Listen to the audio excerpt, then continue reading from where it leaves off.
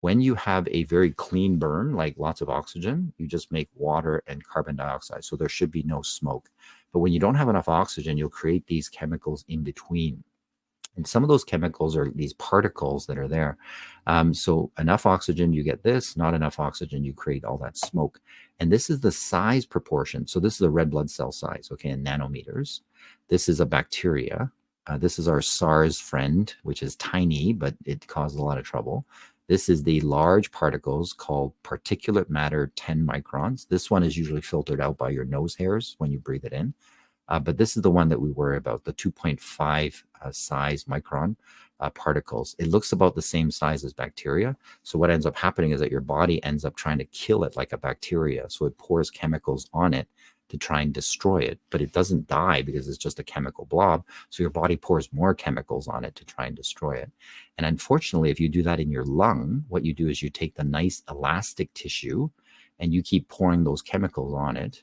It becomes wholly like this. So this is no longer good lung. There's no stretchy bands anymore. It's just full of scars. And so this is what we call smoker's lung, or COPD. So in other words, they breathe in those tiny particles. Your body tries to get rid of them by pouring chemicals on it, and it destroys the lung tissue there around it. What happens if that happened in your brain? Like if you breathe this stuff into your brain, they've now said that you either can breathe it directly in, which is, one way. The other way is that it goes through your blood. So it goes through your lungs, then those little particles goes through your blood, gets to your brain. Then your brain starts having those pouring the chemicals on it and this inflammation process. And that can cause damage to your brain cells and can cause buildup of, plaques and stuff like that, like amyloid. So then it looks kind of like an Alzheimer's brain as well. So these little particles, if they deposit anywhere, can cause inflammation. If it deposits in your plaques, it will cause inflammation because the thing will try to pour chemicals on it. And that might cause more strokes and heart attacks and things like that. So having the pollution side of things is no good either. So short-term effects of pollution are you get short of breath and those kinds of things. But the long-term effects is all of these things, all your systems being affected. And what do you think about the microbiome?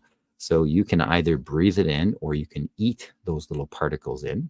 And so in your lung, if you breathe it in, those little particles will mess up your microbiome in your nose, in your throat, and in your lung as well. And then if you eat it in, it messes up your microbiome in your bowel and intestine. So therefore, now you've changed the bacteria growth in those areas. And so in the gut, it's going to break down that nice defense system that we had. So that layer of mucus and everything else is gone. And so now you let in chemicals and bad things, and then you start affecting every organ because your border guards are not working well.